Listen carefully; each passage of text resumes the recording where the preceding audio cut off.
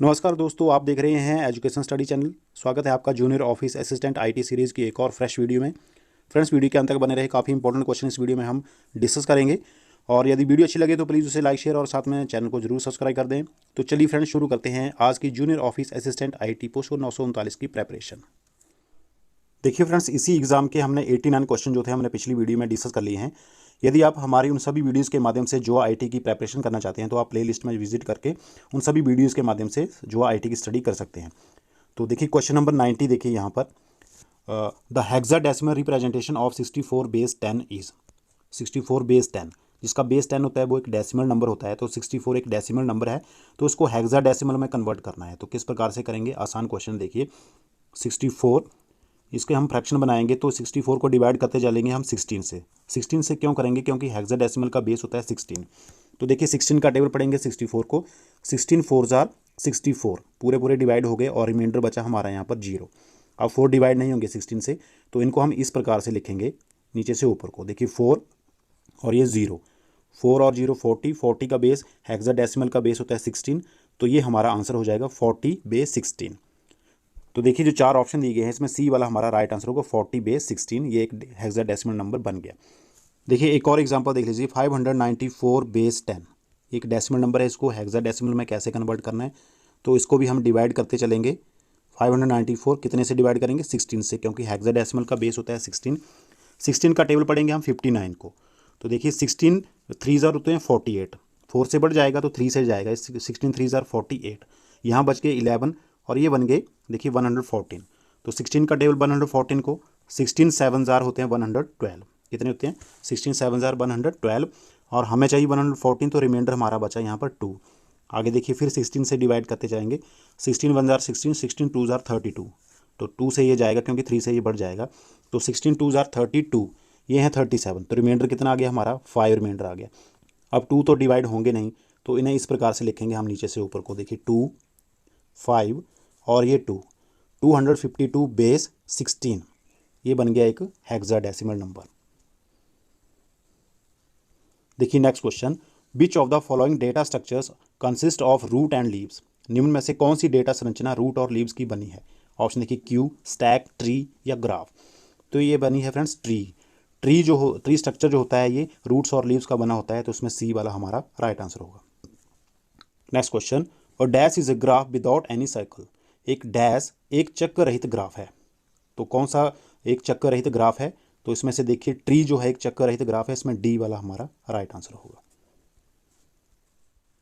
और फ्रेंड्स, यदि आप junior office assistant IT post को 939 के लिए, जो कि एग्ज़ाम 24 अप्रैल 2022 को होने वाला है, उसकी कंप्लीट स्टडी करना चाहते हैं, तो परीक्षा एप्लीकेशन जो है वो आपके लिए एक अच्छा प्लेटफॉर्म हो सकता है। आप परीक्षा एप्लीकेशन को डाउनलोड कीजिए, जिसका लिंक मैंने डिस्क्रिप्शन में दिया हुआ है। उसमें डाउनलोड करके आप मेरा ये जो प्रोमो कोड दिया गया है ESC50, इसको यूज़ कीजिए। इसको यूज़ करने से आप अपनी टेस्ट सीरीज़ को 50% डिस्काउंट के साथ बाय कर सकते हैं। इसी एप्लीकेशन में डेमो सीरीज़ भी दी होती हैं, आप डेमो टेस्ट देके अपने आप को एनालाइज भी कर सकते हैं किस प्रकार की आपकी स्टडी चली हुई है। तो friends, next question, a function Tn is said to be in dash if Tn is bounded both above and below by same position constant multiples of Gn for all large n।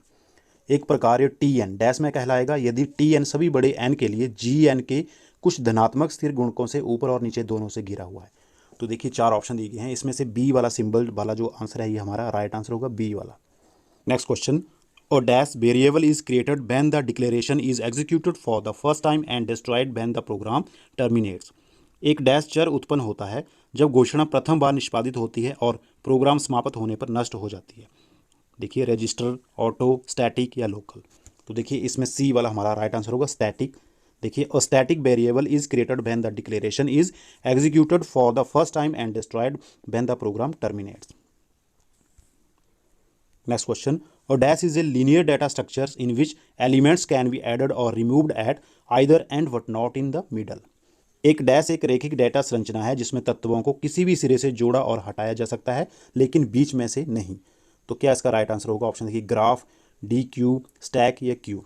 तो इसका right answer होगा D queue, B वाला देखिए ये right answer है। और D queue is a linear data structure in which elements can be added और removed at either end but not in the middle. Next question, a dash traversal of a binary search tree always result in the sorted list। एक द्विआधारी search tree का dash अनुप्रस्थ का परिणाम हमेशा एक छंटी सूची में होता है। तो देखिए क्या इसका राइट आंसर होगा फ्रेंड्स, इसका राइट आंसर होगा इन ऑर्डर, सी वाला देखिए राइट आंसर है। In order traversal of a binary search tree always result in a shorter list. Next question, a full binary tree with root at level 0 of height h has dash number of nodes. एक पूर्ण द्विआधारी tree मूल 0 स्तर पर हो जिसकी ऊंचाई h है के नोड्स की संख्या क्या होती है। तो देखिए जो 4 ऑप्शन दिए गए हैं इसके नोड्स की संख्या होगी friends 2 power h plus 1 minus 1, सी वाला ये हमारा राइट आंसर होगा। Next question, what shall be the in order traversal of the following tree. निम्न ट्री का इन ऑर्डर अनुप्रस्थ क्या होगा। देखिए ट्री संरचना दी गई है, इसका इन ऑर्डर अनुप्रस्थ क्या होगा। तो इसका जो इन ऑर्डर अनुप्रस्थ है वो है DGBA HEICF, ए वाला ये देखिए राइट आंसर होगा। Next question, selection sort is applied on a given sequence 89 45 68 90 29 34 70। What is the sequence after 2 iteration. दिए गए अनुक्रम पर चयन छंटाई लागू किया गया, ये जो दिए गए नंबर्स दिए गए हैं 2 पुनरावर्तन के बाद अनुक्रम क्या होगा। तो इनका 2 पुनरावर्तन के बाद अनुक्रम होगा 17 29 68 90 45 34 और 89, ये डी वाला देखिए ये राइट आंसर है इसमें। Next question, what type of memory is directly available to the CPU and is often part of the CPU. CPU को प्रत्यक्ष तौर पर कौन सी मेमोरी उपलब्ध होती है और ज़्यादातर सीपीयू का हिस्सा होती है। देखिए वर्चुअल मेमोरी, रजिस्टर मेमोरी, रोम या फिर रैम। तो ये होती है फ्रेंड्स रजिस्टर मेमोरी, बी वाला देखिए ये राइट आंसर होगा। Next question, Jeff Bezos is the founder of which of the following companies. Jeff Bezos निम्न में से किस कंपनी के संस्थापक हैं। तो देखिए फ्रेंड्स जेफ बेजोस जो है अमेजोन कंपनी के संस्थापक हैं, इसमें ए वाला राइट आंसर होगा Amazon. Next question, which of the following is a popular voice assistant developed by Microsoft. Microsoft द्वारा विकसित एक प्रसिद्ध वॉइस असिस्टेंट निम्न में से कौन सा है। कॉर्टाना, टेन्यू, एलेक्सा या सीरी। तो माइक्रोसॉफ्ट द्वारा विकसित एक प्रसिद्ध वॉइस असिस्टेंट है कॉर्टाना, जो कि विंडो 10 में ही काम करता है, ए वाला देखिए ये राइट आंसर होगा। Next question, a dash is a special function of a class which is automatically executed when a new object of that class is created।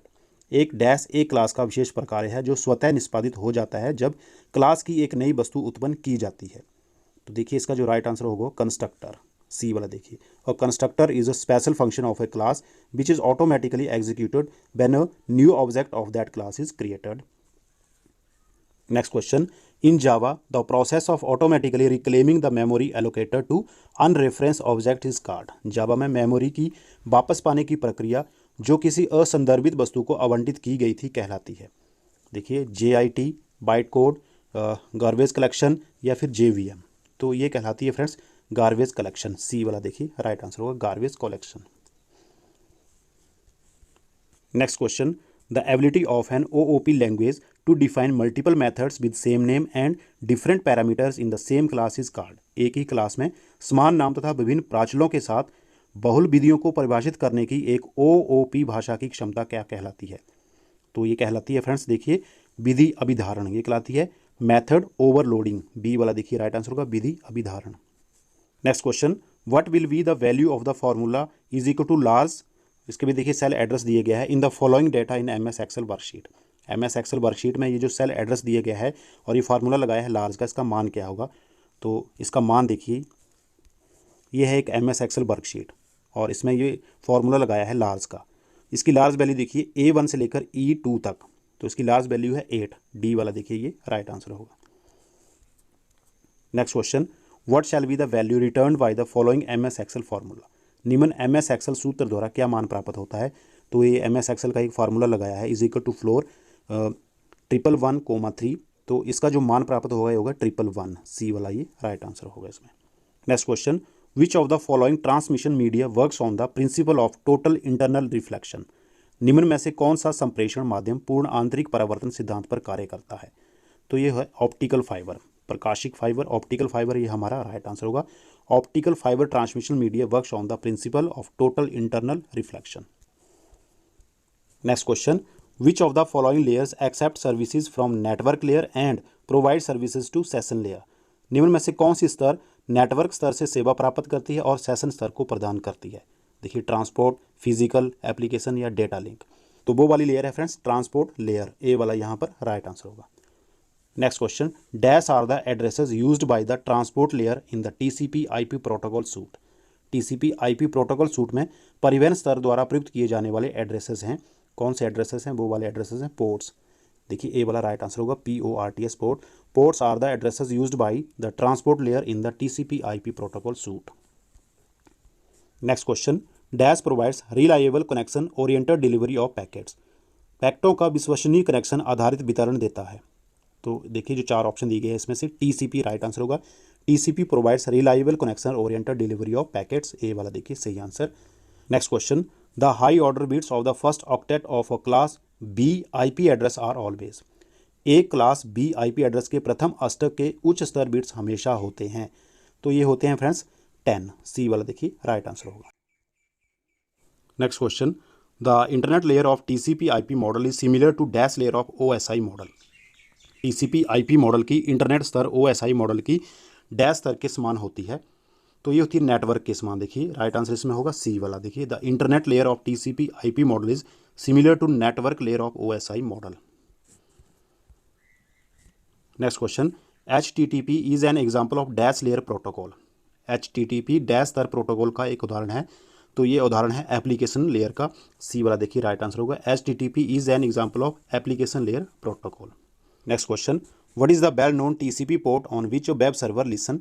एक प्रसिद्ध TCP पोर्ट जिसे एक वेब सर्वर सुनता है, तो वह प्रसिद्ध पोर्ट जो है वो है 80, ए वाला देखिए यहाँ राइट आंसर होगा। Next question, what is the recommend maximum length of UDP Cat6 cable.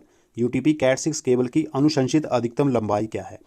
तो एक UDP Cat6 केबल जो होती है उसकी अनुशंसित लंबाई होती है 100 मीटर, बी वाला देखिए ये राइट आंसर होगा। Next question, which of the following IPv4 address series is reserved by IANA for private use. निम्न में से कौन सी IPv4 एड्रेस श्रृंखला IANA द्वारा व्यक्तिगत उपयोग के लिए सुरक्षित है। तो वो वाली एड्रेस श्रृंखला है फ्रेंड्स सी वाली देखिए 192.168.0.0/16। ये वाली जो एड्रेस श्रृंखला है ये IANA द्वारा व्यक्तिगत उपयोग के लिए सुरक्षित है।